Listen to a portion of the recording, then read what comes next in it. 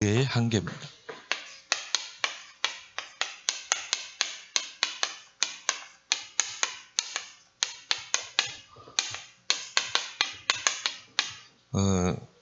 정말 우리에게 복음을 주셨는데 우리가 이걸 자꾸 더디 깨닫는 거예요. 베드로는 그리스도를 고백했던 자요, 또 정말 부활하신 예수님을 만났던 자요, 또 오순절의 그 역사를 체험했던 인물이잖아요. 나사렛 예수 그리스도로 안진뱅이를 이렇게 세웠던 이 베드로가 결국은 뭐냐면요, 자신의 한계를 뛰어넘지 못한 것이죠. 뭔가 이 선민사상, 이게 그만큼 무서운 것입니다. 그래서 하나님 앞에 길게 쓰임 받냐, 잠시 잠깐 쓰임 받고 끝나느냐, 그게 뭐냐면요, 우리도 모르게 우리 안에 각인된 이 옛날 체질이죠. 오래된 각인, 뿌리 체질. 우리가 그리스도를 말하고 또 우리가 막 전도도 하고 하는데요, 이런 각인 뿌리 체질들이 바뀌지 않으면 결국은 이 베드로처럼 이 한계를 뛰어넘지 못하는 것이죠.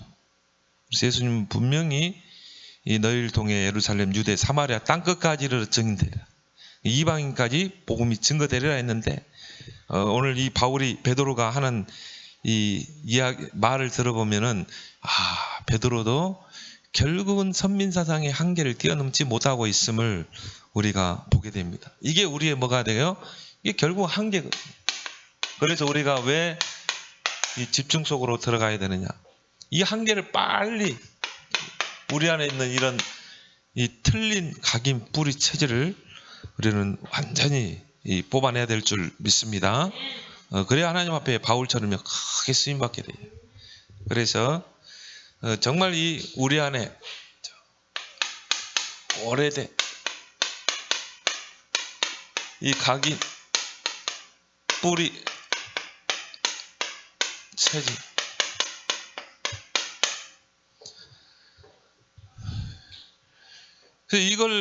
이게 우리에게 쉽게 이렇게 바뀌지 않습니다. 왜냐? 오래되었기 때문에. 그래서 이스라엘 백성이 결국은 이게 안 바뀌니까요. 결국은 버림받은 민족이 되잖아요. 그래서 우리도 모르게 우리 안에 들어와 있는 이 각인 뿌리 체질이 있습니다. 근데 여러분이 정말 이 복음을 깨달으면 이게 보이게 돼 있어요.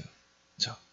복음은 빛이기 때문에 빛을 받으면 나에게 오랫동안 각인된 게 이거구나. 이게 나에게 뿌리 내렸구나. 이게 쓴뿌리로 뿌리 내려 있고, 이게 나에게 체질로 굳어 있구나. 이걸 보게 되거든요. 이 복음의 빛 앞에는 다 보이게 돼 있습니다. 보였다는 것은 뭐예요? 이거는 이제 바꿔야 될 시간표가 이제 임한 것입니다. 그래서 우리가 이 집중 속으로 들어가야 될 이유가 뭡니까? 이걸 빨리 바꿔야 되거든요. 그래야 우리가 사도행전 2장의 역사에 일어나는 것입니다. 불과 화랑 같은 성령의 역사. 내일 보면요, 평상시에는 참 이 복음의 말도 하고 딱 하는데 결정적인 순간에 보면요, 드러나거든요. 오래된 각인, 뿌리 체질들이. 특히 뭡니까? 상처. 이게 깊이 뿌리 내려 있어요. 근데 이게 목사님들도 보면요, 이게 상처가요, 깊이 뿌리 내려 있더라고요. 하물 평신도들은요, 많이 있겠죠. 그러나 결국은 이게 한계가 되는 것입니다. 그래서 에베소서 4장 26절 27절, 분을 내어도 해를 넘기지 말고 마귀로 하여금 틈을 타지 못하게 하라. 우리 안에 뭔가 이런 상처, 이런 것들이 이 평상시에는 모른다니까요. 결정적인 순간에 보면 이게 뭡니까? 이 사탄의 이 틈을 주는 것입니다. 그래서 우리가 이런 사람을 여러분이 볼 때는 어떻게 해야 돼요? 사랑의 수고를 해줘야 돼요. 그렇죠? 자꾸 인정도 해주고, 그리고 여러분이 그 사람들에게는 칭찬도 해주고. 베드로전서 5장 8절, 너희 사자가 우는 사자같이 두루다니며 산길을 찾고 있다. 그래서 결정적으로 이 베드로가 결국은 사도행전 10장 이후로 이제 등장하지 않거든요. 왜? 결국은 이 뭡니까? 각인, 뿌리, 체질. 이 한계를 못 넘어서는 것이죠. 그래서 이 상처가 결국 뭐가 돼요? 삶으로 딱 이제 뿌리 내린 것입니다. 이게 각인되고, 뿌리 내리고, 체질이 되어서 하나의 삶이 되어버린 거예요. 근데 이게요, 자칫하면 또 율법이 될 수 있고요. 이게 신비가 될 수 있고. 그렇죠? 이런 사람들의 특징이요, 보면 삶에 뿌리를 내리는데 이상한 신앙생활 하죠. 율법적인 신앙, 뭔가 신비적인 신앙. 그런 사람들 딱 근본으로 들어가보면 거의 이게 들어가 있어요. 그리고 영적 문제로 드러나기도 하고. 이게 하나의 뭐가 돼요? 사상이 되어 있어요. 그러니까 이스라엘은 끝내 이거를 버리지 못하거든요. 율법 사상, 선민 사상, 이 사상을 못 넘어서는 거예요. 그러니까 결국 이런 것들이 복음을 깨닫는데 딱 눈을 가리는 것이죠. 또 결국 여기 다 속는 것입니다. 그래서 우리가 이런 사람들에게 우리는 결국 사랑의 수고를 해요. 그래서 골로새서 3장 15절에 14절에 모든 것 위에 사랑을 더하라. 온전하게 매는 띠니라. 그래서 이런 마음에 어릴 때부터 상처를 많이 품고 자란, 특히 부모를 통해서 어릴 때부터 정말 사랑을 많이 받고 또 애정을 받고 이런 인정을 받고 이렇게 커야 뭡니까? 이 정서적으로 굉장히 안정돼 있어요. 이런 아이들은. 그리고 이 정서적으로 건강해요. 근데 그러지 못하고 이제 뭡니까? 이 부모에게 사랑을 받지 못하고 애정을 받지 못하고 인정을 받지 못한 자녀들을 보면 거의 이게 다 숨어 있거든요. 그래서 이런 사람들은요, 결혼 관계도 잘 안 돼요. 이게 다 드러나거든요. 이렇게 남편을 통해 아버지를 비춰보는 건 투영되는 것이죠. 결국은 뭐 결혼 생활이 제대로 될 리가 없죠. 그래서 이런 사람일수록 이런 사람들이 교회에 오면 어떻게 되지? 막 교회에 문제를 일으키죠. 그래서 정말 복음 가진 여러분들은 이런 사람들은 어떻게 해야 돼요? 그리스도 복음 막 심는 것도 중요하지만 인정을 많이 해줘야 돼요. 사랑을 많이 베풀어줘야 됩니다. 칭찬을 많이 해줘야 돼요. 왜? 이런 거를 받고 잘하지를 못했거든요. 근데 이 사람들에게 율법으로 해버리면 어떻게 됩니까? 막 튑니다. 그래서 이런 사람일수록 더 어떻게 해야 돼요? 플러스 사랑. 모든 것 위에 사랑을 다하라. 온전하게 매는 띠니라. 로마서 12장 거짓이 없는 사랑. 사랑에는 거짓이 없는. 여러분이 거짓이 없는 사랑으로 정말 이런 사람들을 품어주고 또 이런 사람에게 인정해주고 칭찬해주고 그러면 어떻게 돼요? 이 거짓이 없는 사랑 앞에는요 탁 무릎 꿇게 돼 있어요. 변화되게 돼 있는 것입니다. 그래서 여러분이 물론 한 사람을 놓고 관계하고 양육도 하고 해야 되지만 거기에 사랑을 더하길 바랍니다. 그리고 이 사람이요 이제는 집중의 힘을 키우도록 그래서 말씀, 기도, 전도 여기에 집중의 힘을 다 키우도록 해줘야 돼요. 그렇죠? 이것만이 이걸 각인 뿌리 체질을 바꾸는 방법이거든요. 왜? 말씀, 기도, 전도는 성령이 임하는 통로이기 때문에 성령이 이제 각인 뿌리 체질을 바꾸는 것입니다. 그래서 어떻게 해서라도 이 집중 속으로 들어가도록 기도 수첩할 수 있도록 또 강단 말씀의 흐름을 타도록 또 하루에 기도의 흐름을 타도록 전도의 흐름을 타도록 해줘야 돼요. 그래서 이게 안 되면요 참 이제 하나님의 부르심 받을 때 죽을 때가 될 때 있잖아요. 나는 보면서요 고통스럽겠다. 예를 들어서 병 들어가지고 이제 누워있다 이 말이에요. 암으로 병원에서도 포기했다 이 말이에요. 본인은 얼마나 힘들겠어요. 근데 여러분이 평상시에요, 정말 말씀과 기도와 전도의 이런 이 체질이 되면 어떻게 돼요? 누워서 어떻게 해요? 계속 하나님 말씀 선고 기억하면서. 로마서 8장 2절. 정말 요한복음 14장 27절. 내가 평안을 주노니 나의 평안을 내게 주노니. 시편 17편. 나의 힘이 되신 여호와여 내가 주를 사랑하나이다. 여호와는 나의 반석이요 산성이요 피할 바위시요 요새이시요 나의 방패가 되시나이다. 이게 딱 집중돼서 보면 너무 좋아요. 그냥 누워서 그냥 탁 말씀, 내가 그동안 이 집중해서 내 생각 속에 마음속에 각인된 걸 탁 생각하기도 하고요. 또 기도도 얼마나 좋습니까? 누워가지고 계속 하나님과 소통하고. 그리고 내가 여기 병원에 오는 사람들 전도해야 되겠다. 전도 계획을 세우고. 평상시에 사모를 되길 바랍니다. 이게 안 되면요, 누워있는 자체가 고통일 것 같아요. 마음대로 죽을 수도 있습니까? 마음대로 죽지도 못해요. 하나님 불러가야 죽는 거지. 진짜 누워있는 자체가 고통이라. 그래서 지금부터 여러분이 사모를 체질 되길 바랍니다. 24 사모들이 돼야 돼요. 그래 여러분 죽을 때요 너무 평안하게 눈 감을게 돼요. 그렇잖아요. 누워서 말씀 묵상하지, 누워서 기도하지. 너무 좋은 기회죠. 이제 마지막 딱 하나님 앞에 가는데요, 이제 나를 알고 있는 가족부터 해가지고 뭐 주변의 모든 사람을 보고 기도하는 거지. 기도하고 그냥. 또 오는 사람 막 간호사, 의사 다 벌써 전도하고. 그리고 하나님 앞에 눈 감고 하나 오라고 하면 가는 거고. 지금 여러분 집중의 힘을 키우기 바랍니다. 그래 안 하면 막 생각해보면 누워가지고 눈만 벌떡벌떡 뜨고 있으면 얼마나 힘듭니까? 지금 사문을 체질시키기 바랍니다. 그래서 정말 이 각인 뿌리 체질이 결국은 나의 발목을 잡는 한계가 되는 것입니다. 그래서 서론에 보니까 사도행전 1장 8절과 마태복음 28장 16절 20절은 지금도 정확하게 성취되고 있습니다. 부활하신 주님이 주신 말씀, 또 승천하기 직전에 주신 말씀, 지금도 성취되잖아요. 그래서 이것을 깨닫는 나라와 개인은 능력과 기적과 응답과 축복 등 하나님의 각종 좋은 것을 체험했습니다. 그렇죠?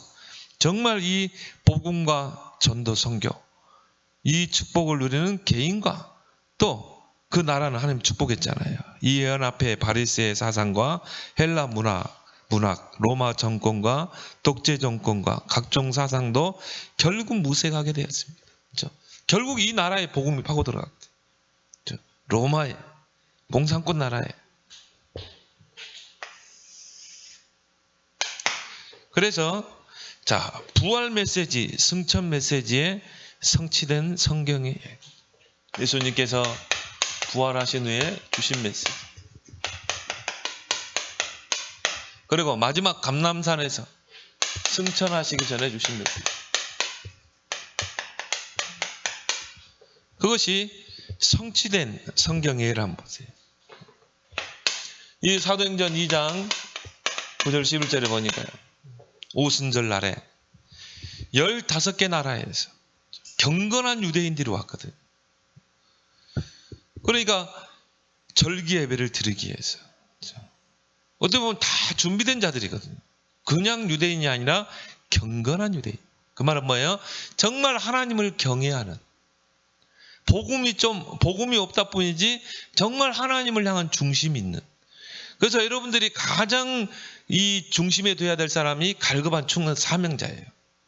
정말 복음은 희미하지만 뭔가 하나님을 향해서 이 충성되고 하나님 중심으로 살려고 하는 이런 사명자들이 있다. 이런 유대인들이 15개 나라에서 왔다니까요. 그것도 뭡니까? 오순절 날에 맞춰서.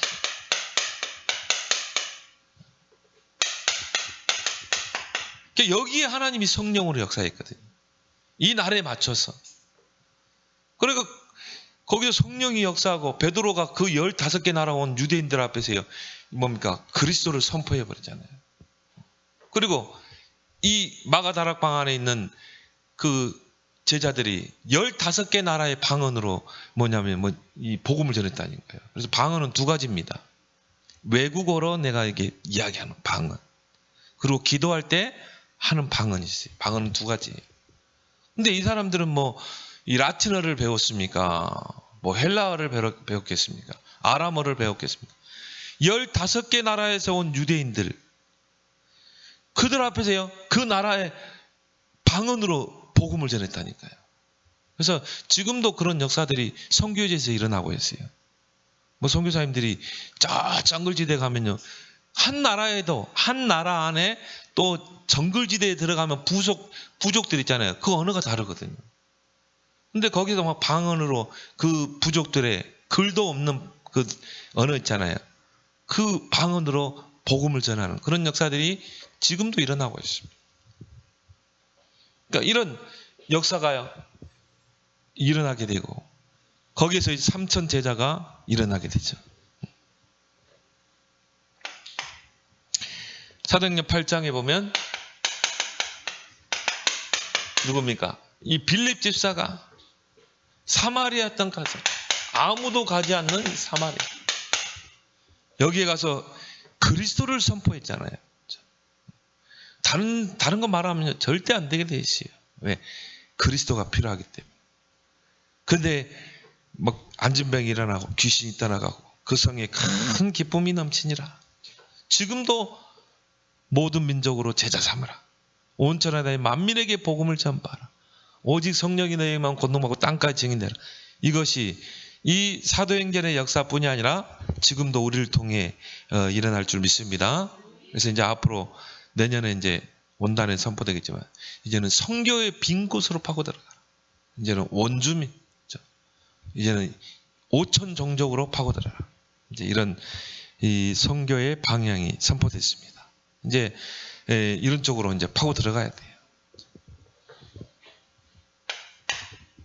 사도행전 8장에 보니까 이 빌립과 에디오피아 네시와의 이 만남이죠. 여기 보니까요, 에디오피아와 여왕 간다게의 모든 국고를 맡은 관리인 네시, 굉장한 권력을 가진 사람. 그래서 이 에디오피아와 유대인들은 오랫동안 소통하고 있었어요. 그래서 이 유대인의 절기 때는 에티오피아 하나의 그 여왕이 보낸 그 중요한 사절단이 절기 예배를 드리러 왔습니다. 근데 이제 그 날에 이제 그 오순절날에 맞춰서 에티오피아 그 여왕 간다게 모든 국고를 맡은 이 관리인 네시가 왔다니까요. 그래서 절기 예배를 드리고 이제 고국으로 가다가 마차에서 이 두루마리 성경을 이제 하나 구입을 한 것입니다. 뭐 구입을 했는지 이제 뭐 선물로 받았는지, 그때는 성경이 이렇게 좋은 종에다 이렇게 만들어진 게 아니라 두루마리 있잖아요. 양피지로 파피루스라는 그 종이 뭡니까? 풀을 말려가지고 그 잎사귀를 이제 해서 거기다가 기록이 있다. 그래가지고 두루마리식으로 이렇게 뭐 이사야 53장 두루마리로. 그러니까 그거를 이게 막 진열해 놓은 것입니다. 이제 그거를 뭐 이렇게 선물로 받았든지 아니면 구입을 했든지 그 두루마리 하나를 가지고 이제 고국으로 가면서 이제 마차에서 읽는 것입니다. 그게 이제 이사야 53장이거든요. 그가 찔름은 우리의 허물을 인하며 그가 상함은 우리의 죄악을 인하며. 이 사람이 누구냐 이 말이에요. 이제 하나님은 아는데 그리스도를 모르는 것이죠. 그래서 하나님이 이 빌립 집사에게 이제 그 네시에게 가라 그러죠. 그래서 주의 성령이 빌립에게, 주의 사자가 빌립에게, 그렇게 해서 뭡니까? 이 네시에게 이제 복음을 전하게 돼요.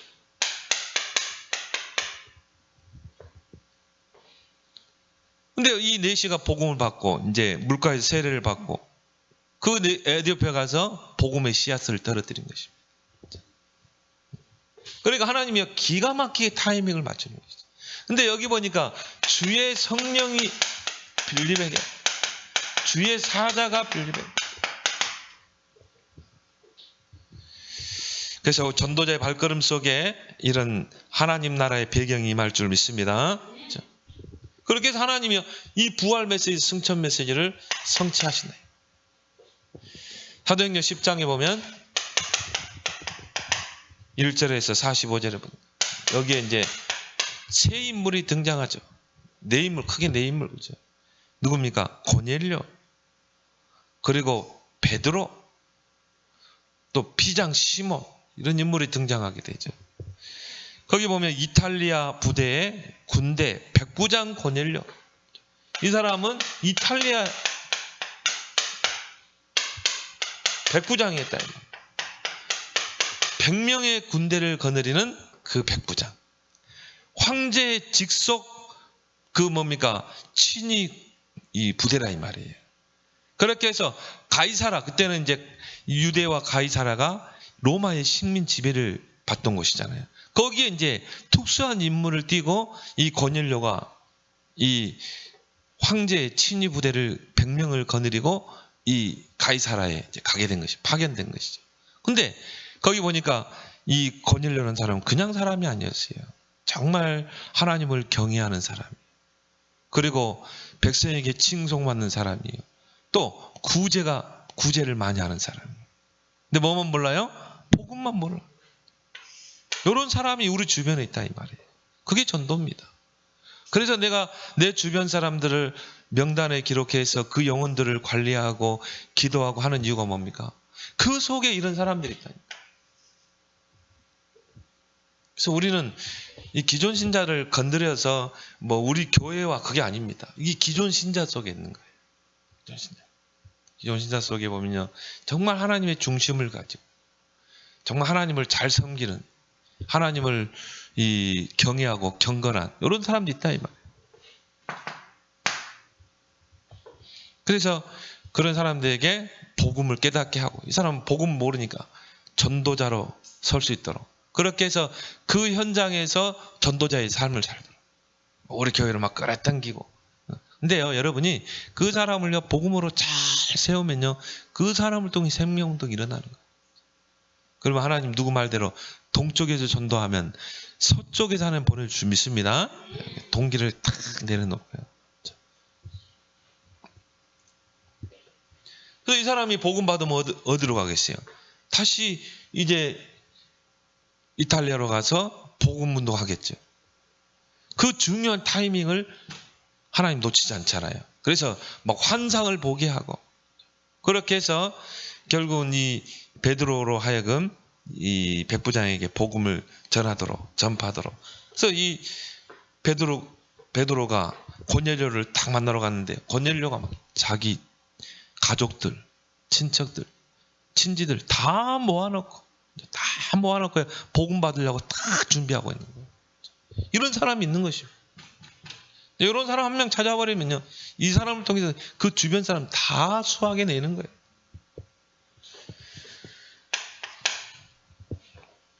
사도행전 11장에 보면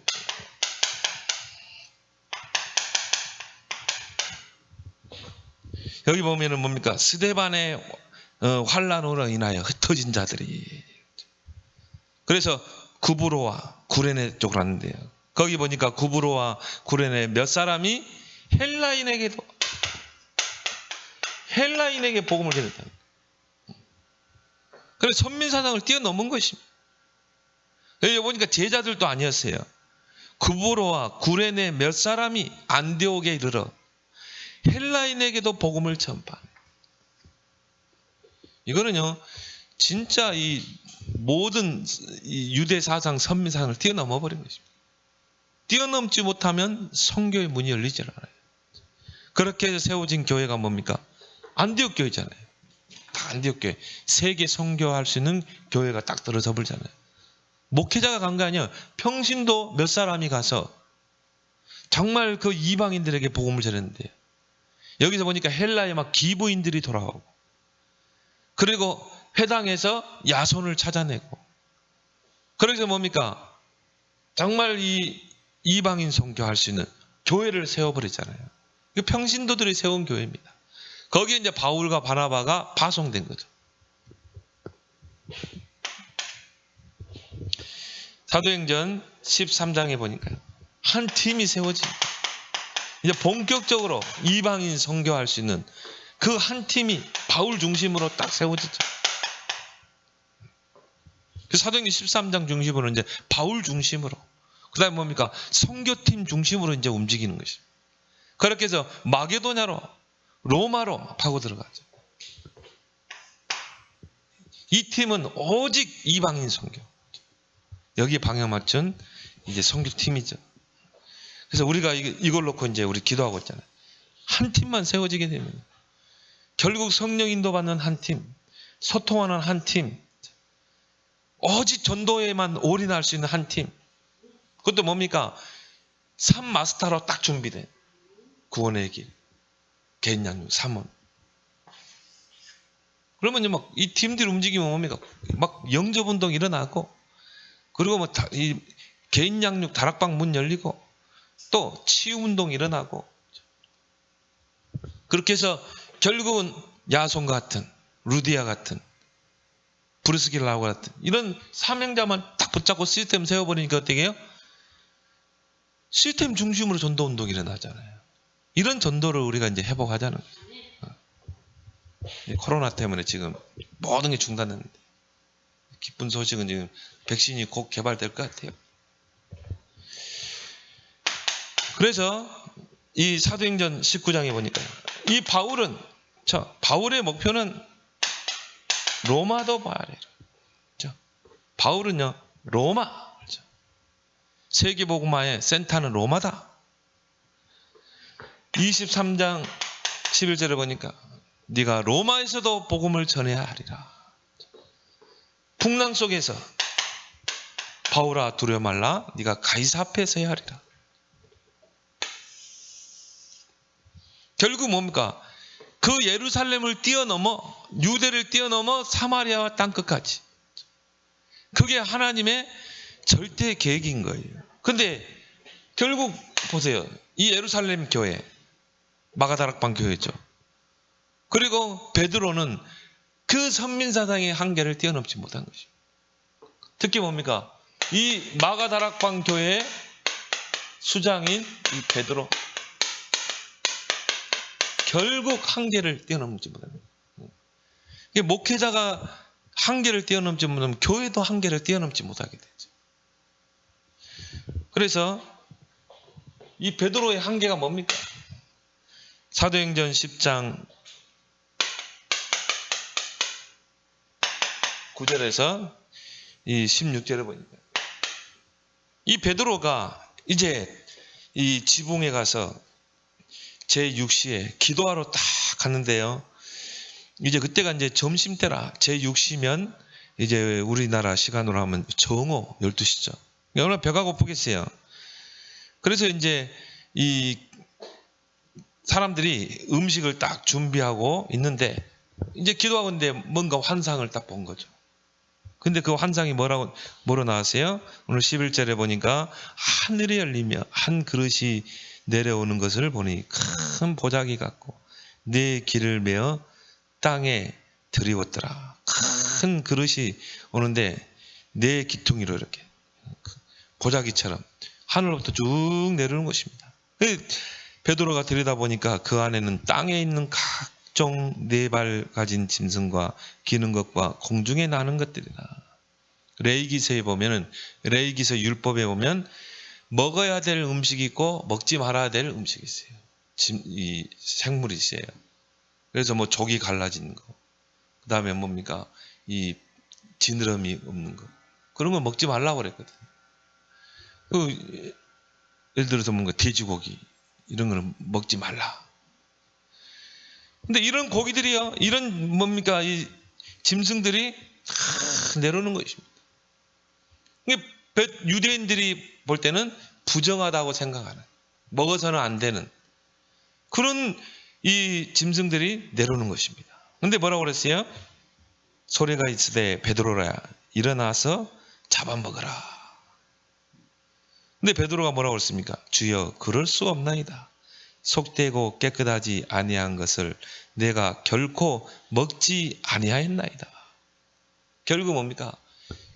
이 율법 사상, 결국 선민 사상, 거기에 다 갇혀 있는 거예요. 한계를 뛰어넘지 뭐. 하나님 먹으라면 어떻게 해야 돼요? 먹어야죠. 내 것을 내려놓고 먹어야 되는데요. 그렇죠? 그거는 레위기서 우리 율법에 보면 그거는 먹지 말라고 한 것입니다. 부정한 음식이기 때문에 먹지 말라는 거. 지금 복음 시대인데 예수님이 와서 정말 이 3년 반 동안 복음을 설명했잖아요. 근데요, 딴소리 하는 거예요. 그 부정한 걸 어떻게 먹냐 이거예요. 15절에 또 두 번째 소리가 있으되 하나님께서 깨끗하게 하신 것을 내가 속되다 하지 말라 하더라. 하나님은 지금 이방 종교를 딱 놓고 이야기하시는 것인데 결국은 이 한계를 뛰어넘습니다. 여러분이 말 조심해야 돼요. 항상 복음의 말 말하기 바랍니다. 복음의 말, 살리는 말, 세우는 말. 이런 일이 3번 있은 후 또 물은 것 같아요. 하나님이 먹으라 그러니까 하나님은 어떻게 먹습니까? 내가 부정하다고, 내가 정결한 것이라고 먹으라고 하는데 왜 네가 지금 먹지 않는다고 그러냐? 먹으라 그러니까 그래도 하나님은 어떻게 이걸 먹습니까? 3번. 딱 눈치를 채야죠. 한 2번 정도 하면 알았습니다. 하나님 먹겠습니다. 끝까지요. 이 유대인의 선민사상. 이게 여러분 우리 안에 이게 무의식적으로 있다니까요. 무의식적으로. 이게 결정적인 순간에 탁 드러나잖아요. 그러니까 하나님 보실 때는 베드로는 이제 한계를 본 거예요. 크게 쓸 인물은 아니구나. 3번 있은 후 그 그릇이 곧 하늘로 올려져 가니라. 그래서 이 뭡니까? 결국은 이 한계를 뛰어넘지 못합니다. 또 사도행전 10장 17절을 보니까요.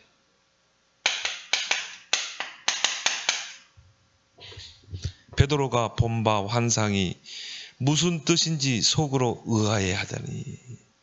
그러니까 그걸 해석을 못하는 거예요. 그렇게 예수님을 따라다니면서 복음을 들었고. 그리고 뭡니까? 정말 예수님이 부활하신 후에 너희는 가서 모든 민족으로 제자 삼으라. 온 천하의 만민에게 복음을 전파하라. 승천하시기 전에 예수님이 또 마지막 오직 성령이 너희에게만 땅끝까지 증인되리라. 그렇게 예수님이 3년 반 동안 이야기하고 부활해가지고 중요한 메시지를 하고 사도행전 1장 3절에 감람산에 불러 모아 40일 동안 하나님 나라의 일에 집중했고 승천할 때까지 이야기했는데 결국은 이 각인 뿌리 체질을 한계를 뛰어넘지 못한 것입니다. 그러니까 그 환상이 무슨 뜻인지를 모르는 거예요. 결국은 뭡니까? 이방 선교 아닙니까? 결국은 부활 메시지, 승천 메시지. 그러니까 그게 무슨 뜻인지 속으로 의아해하더니 마침 고넬료가 보낸 사람들이 시몬의 집을 찾아 문 밖에 서서 그랬죠. 사도행전 10장 28절에 보니까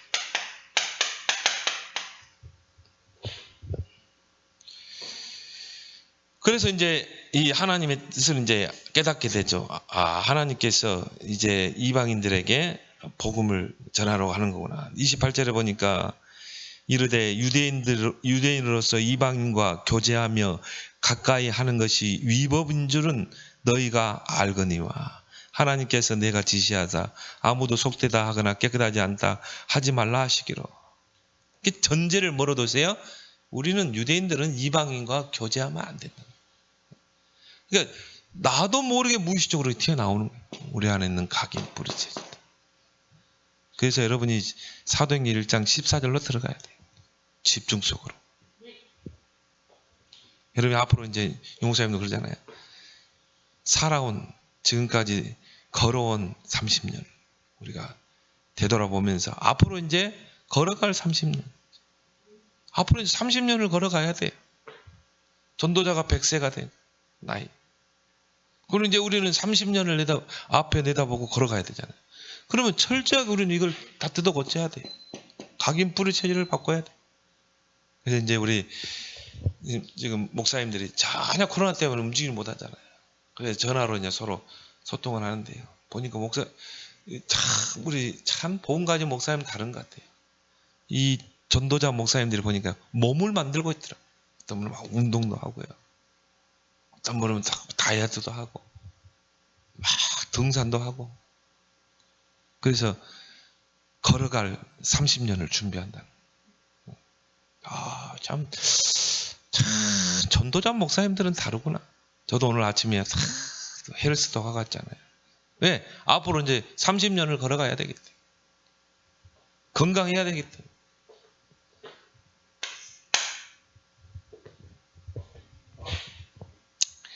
그래서 이 뭡니까? 결국은 선민사상이죠. 선민사상의 이 틀을 못 깨는 것입니다. 사도행전 10장 이 34절 35절을 보죠.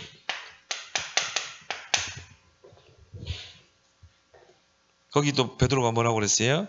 각 나라 중 하나님을 34절에 베드로가 입을 열어 말하되 내가 참으로 하나님은 사람의 외모를 보지 아니하시고 각 나라 중 하나님을 경외하며 의를 행하는 사람은 다 받으신 줄을 깨달았노라.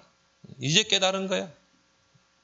예수님이 3년 반 동안을 데리고 다니면서 복음을 설명했는데 예수님이 부활하신 후에 중요한 메시지를 했고 또 승천하시기 전에 메시지를 했는데 이제 깨닫는 거예요. 이제야 내가 깨닫는도다. 그래서 더디 깨닫는 교회의 한계. 그러니까 하나님이 크게 쓸 수가 없는 것이죠. 왜? 이게 안 바뀌니까.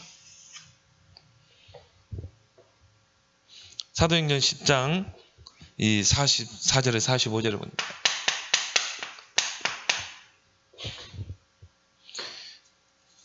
우리가 안 읽었지만 베드로가 이 말을 할 때 성령이 말씀 듣는 모든 사람에게 내려오시니 베드로와 함께 온 할례 받은 신자들이 이방인에게도 성령 부어 주심으로 말미암아 놀라니. 놀랄 이유도 없는데 이미 다 예수님이 다 설명했잖아요.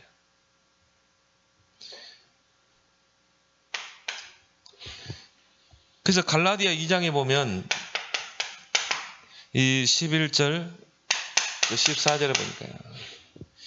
이 베드로가 이방인의 집에 가서 같이 음식을 먹었다 이 말. 이방인 집에 가서 복음을 전하고 이제 식사를 대접하니까 같이 먹었는데 이 예루살렘 교회 마가다락방 교회 예루살렘 교회가 됐죠. 그 교회 지도자가 이 베드로 그리고 야고보입니다. 근데요. 거기서 이제 같이 이방인 집에 가서 이렇게 식사를 하고 있는데 야고보가 그 할례를 주장하는 그 유대인 기독교인들과 같이 오는 거예요. 방으로 들어오는 거야. 그 집으로 오니까 베드로가요. 주랭랑 그랬다니까요. 뒷문으로 빠져나가가지고.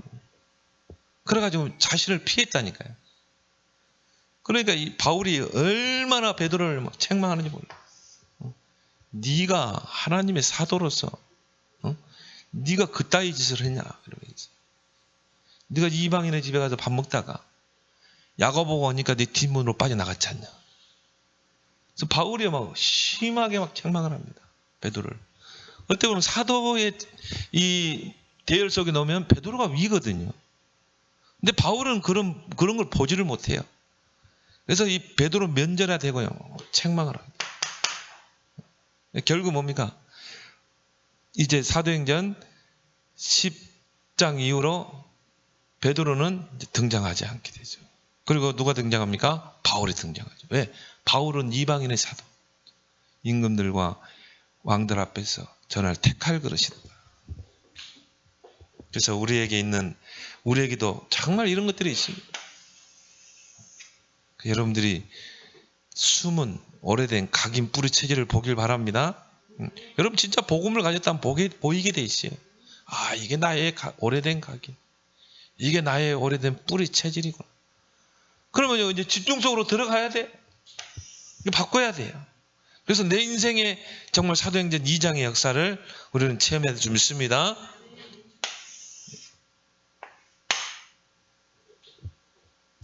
그래서 결국은 예루살렘 교회의 한계, 이 한계를 뛰어넘지 못하는 거예요.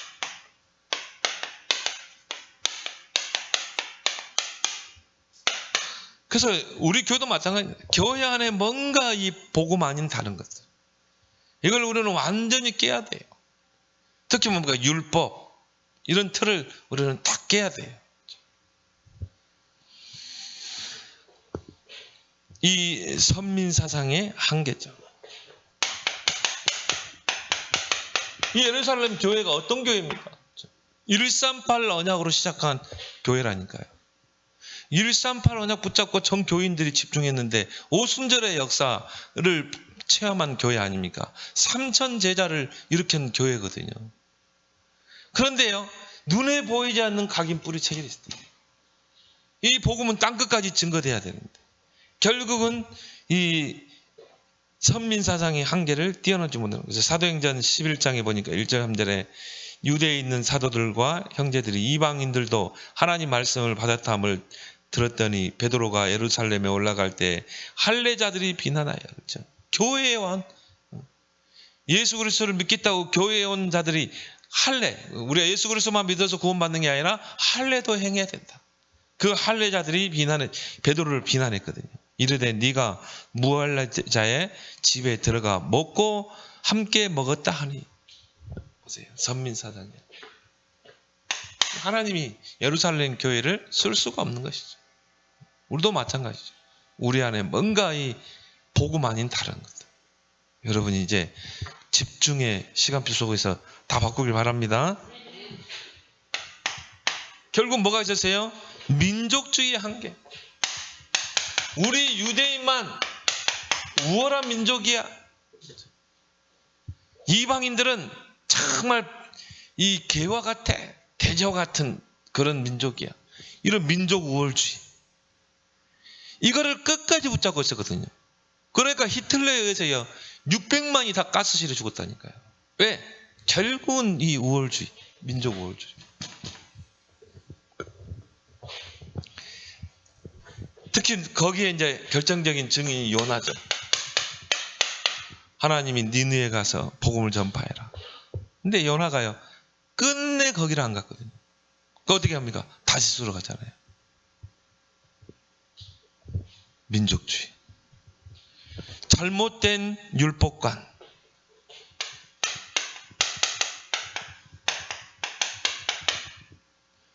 그걸 벗어나지를 못한 거예요. 그래서 뭡니까? 율법에 보니까 이거는 부정한 것이고, 이거는 먹어도 되고. 예수 그리스도 안에서 우리는 뭐든지 먹어도 돼요. 여러분 추어탕 안 먹습니까? 여러분? 그럼 레위기 율법대로 하면 우리 안 먹어야 돼요. 돼지고기도 먹으면 안 돼. 근데 여러분 얼마나 이 돼지고기 맛있습니까? 여러분 삼겹살 얼마나 맛있어요. 우리 주역에는 삼겹살 아니면 밥을 못 먹는데. 그럼 추어탕 얼마나 몸이 좋습니까?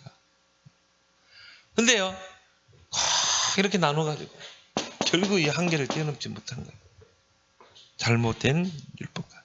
성경에 보니까 바울은 뭐라고 그랬어요?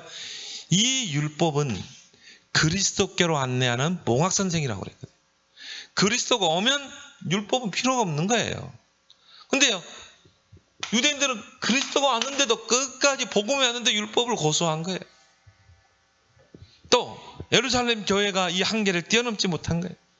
그래서 하나님께서 어떻게 해요? 세계복음화의 촛대를 옮겨버려요. 이것이 비극 중에 비극이잖아요. 그래서 정말 초대교회 수장인 베드로, 결국은 바울로 촛대를 옮기죠. 왜? 바울의 그릇은 이방인의 그릇. 그래서 여러분들이 선교를 마음에 담지 않으면요 절대 하나님 축복받지 못합니다. 여러분은 정말 선교를 이번에 선교 대회를 놓고 기도해야 돼요. 그리고 여러분이요 이 선교 헌금도 해야 돼요. 그래서 여러분이 이 가는 선교사가 있지만 보내는 선교사도 있어요. 여러분은 그 역할을 해야 돼요. 여러분 목사님이 선교 나간다. 그럼 어떻게 해야 돼요? 기도해야 돼요.